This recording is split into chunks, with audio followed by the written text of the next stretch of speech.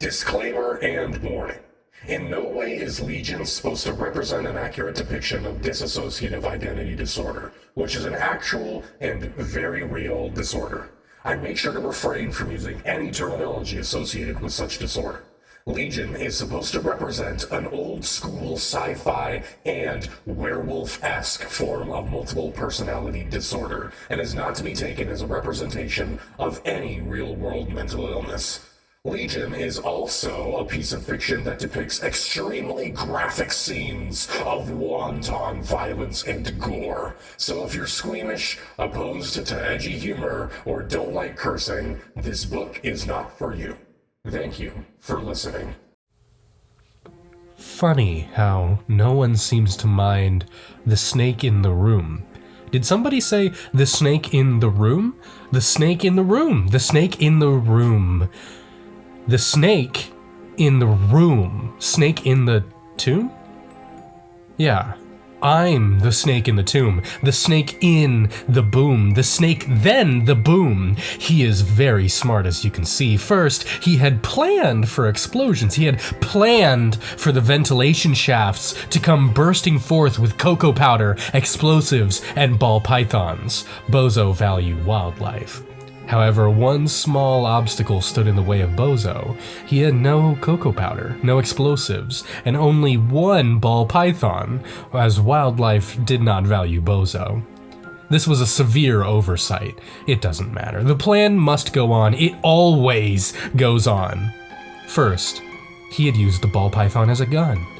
Yes, a gun of death and stealth. A gun that shoots death and stealth. He crept through the ventilation shafts of the chopping complex for hours and hours, establishing his presence as a creature of the pipes. The nightmen and silly sallies had attempted to oust him as the vermin that he was, but this vermin was simply too mushy and lithe. The ball python, his sidekick in crime, his accomplice, his compass. He followed the slithery Silas upwards and downwards, and left, and then right, and then adjacent to left, and southwest, and eastern, until he appeared in Ohio, the Ohio bookstore, the pages.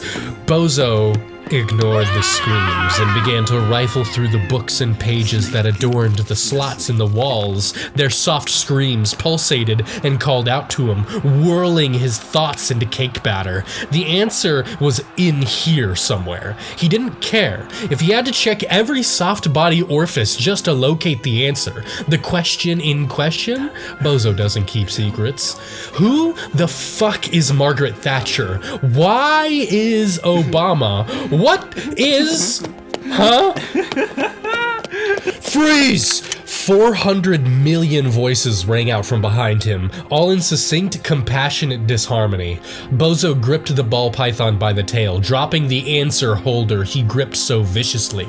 Silas, are you ready? Silas did not reply, as he was a snake, and snakes cannot talk. What? Did you really think that the snake was gonna talk? You're fucking insane. Snakes can't talk. Are you fucking dying of dementia, you fucking mental patient? Snakes don't talk.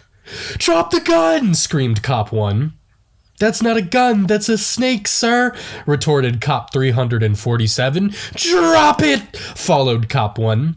The voices continued to scream and shout in their horrible out-of-tune harmony. BOZO had heard enough.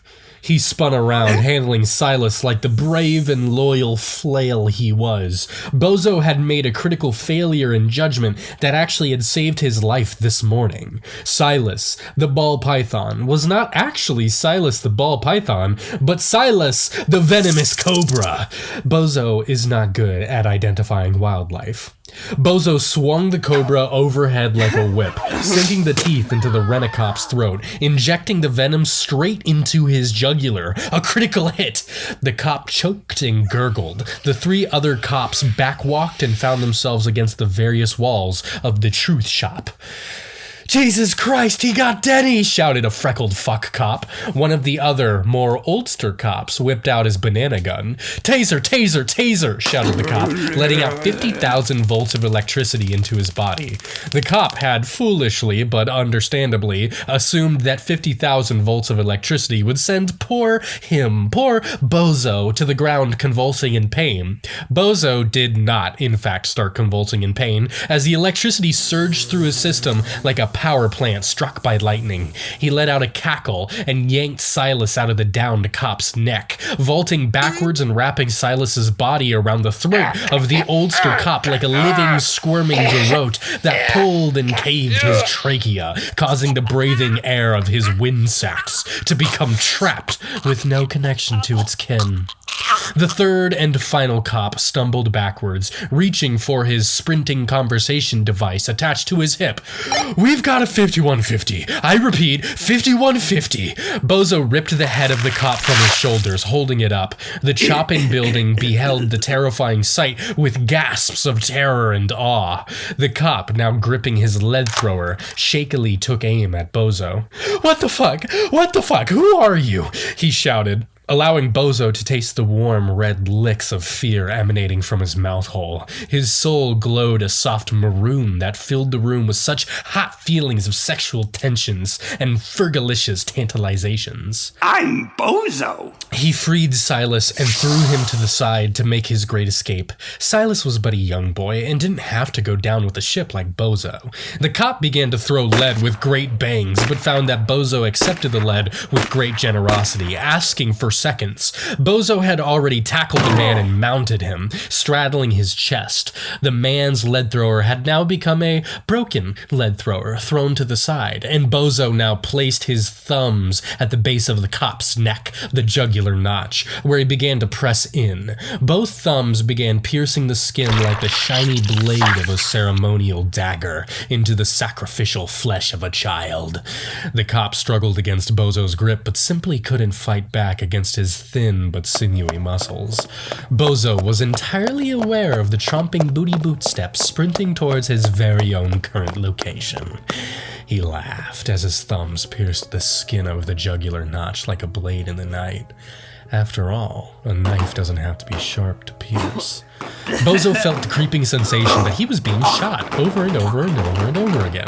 The feelings of bullets ripping and tearing his body were euphoric to BOZO. Some would call BOZO crazy, but I think we both know the truth. At the very least, BOZO knows the truth.